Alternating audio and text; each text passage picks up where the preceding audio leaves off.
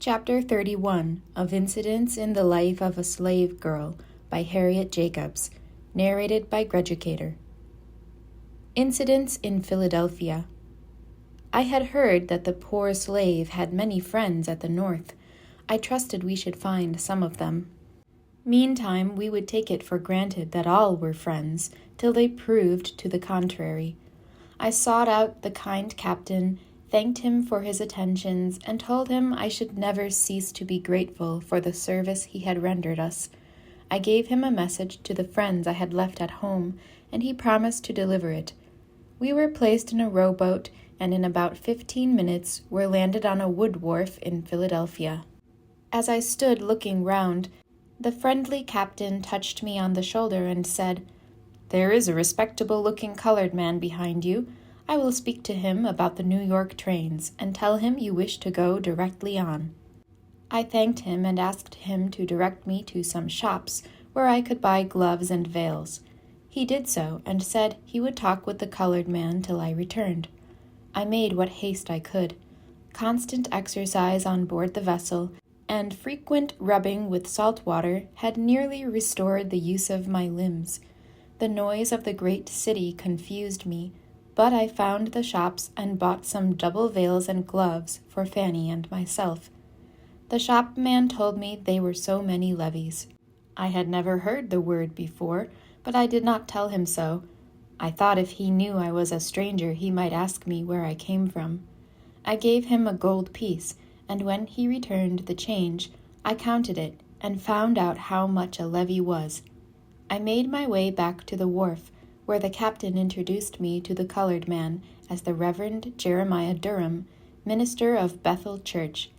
He took me by the hand as if I had been an old friend.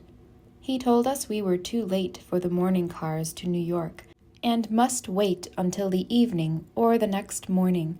He invited me to go home with him, assuring me that his wife would give me a cordial welcome, and for my friend he would provide a home with one of his neighbors.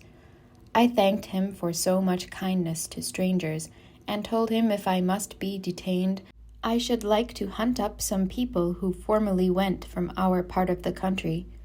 Mr. Durham insisted that I should dine with him, and then he would assist me in finding my friends. The sailors came to bid us good-bye. I shook their hearty hands with tears in my eyes. They had all been kind to us, and they had rendered us a greater service than they could possibly conceive of.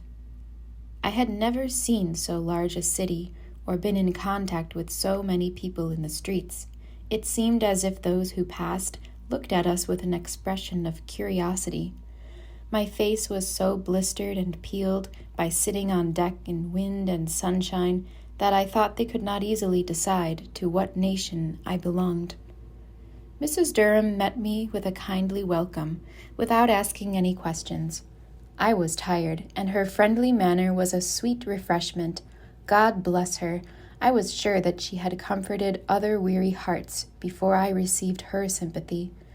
She was surrounded by her husband and children in a home made sacred by protecting laws. I thought of my own children and sighed. After dinner, Mr. Durham went with me in quest of the friends I had spoken of. They went from my native town, and I anticipated much pleasure in looking on familiar faces. They were not at home, and we retraced our steps through streets delightfully clean.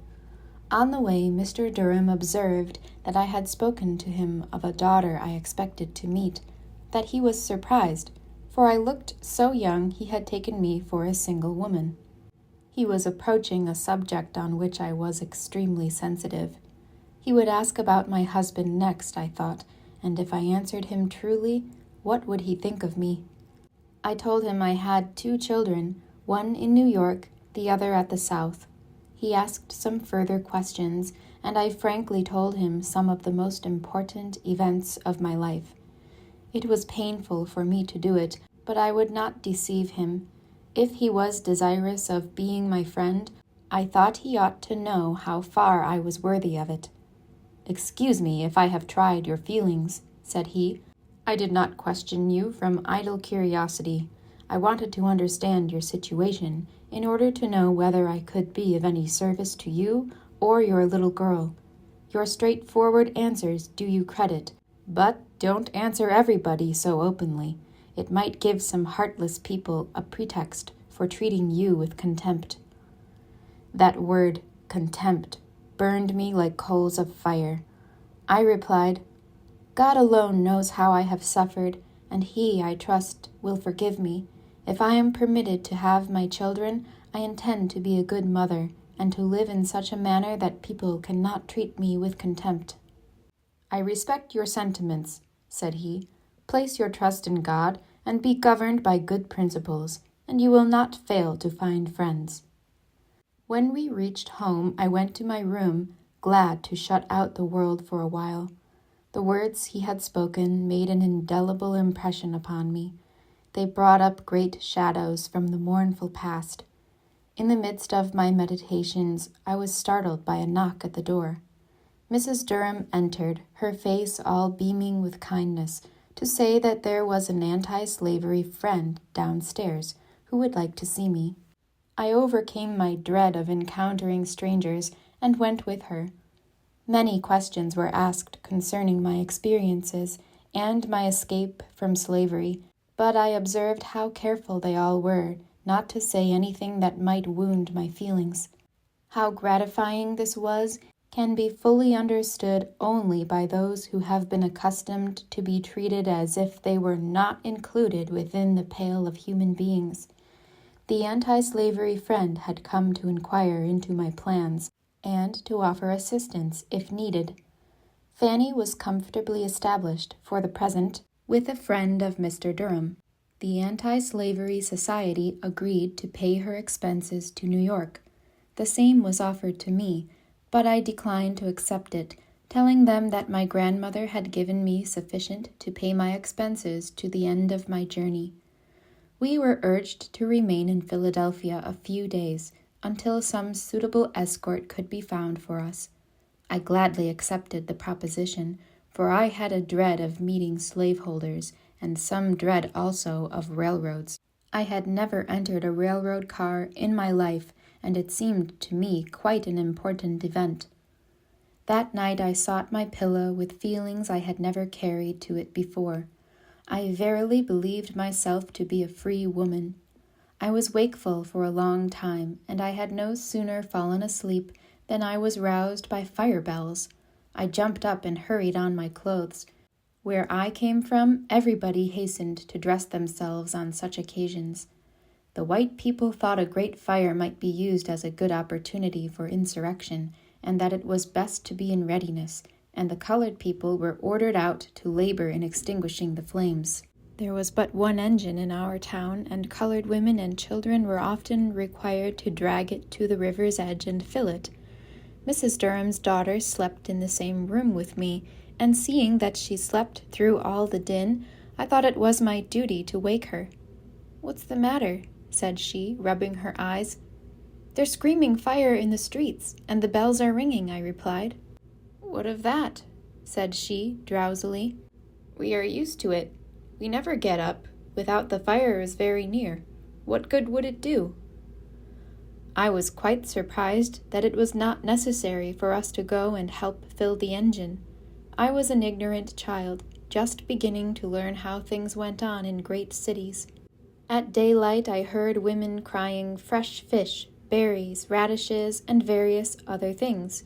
All this was new to me. I dressed myself at an early hour and sat at the window to watch that unknown tide of life. Philadelphia seemed to me a wonderfully great place. At the breakfast table, my idea of going out to drag the engine was laughed over, and I joined in the mirth. I went to see Fanny, and found her so well contented among her new friends that she was in no haste to leave. I was also very happy with my kind hostess.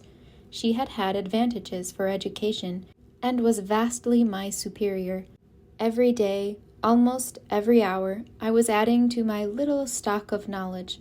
She took me out to see the city as much as she deemed prudent. One day she took me to an artist's room and showed me the portraits of some of her children.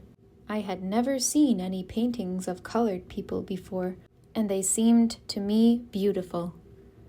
At the end of 5 days, one of Mrs. Durham's friends offered to accompany us to New York the following morning. As I held the hand of my good hostess in a parting clasp, I longed to know whether her husband had repeated to her what I had told him. I supposed he had, but she never made any allusion to it. I presume it was the delicate silence of womanly sympathy. When Mr. Durham handed us our tickets, he said, "I am afraid you will have a disagreeable ride, but I could not procure tickets for the first-class cars." Supposing I had not given him money enough, I offered more. "Oh, no," said he, "they could not be had for any money. They don't allow colored people to go in the first-class cars."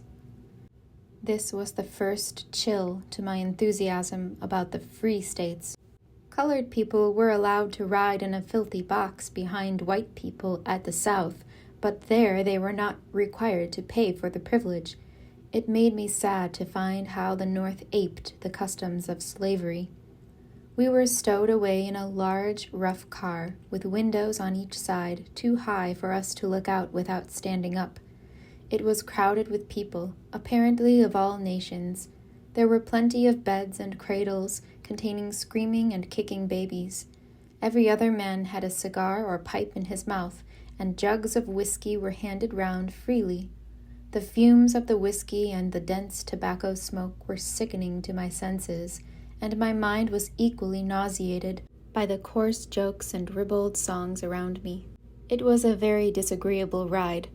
Since that time there has been some improvement in these matters.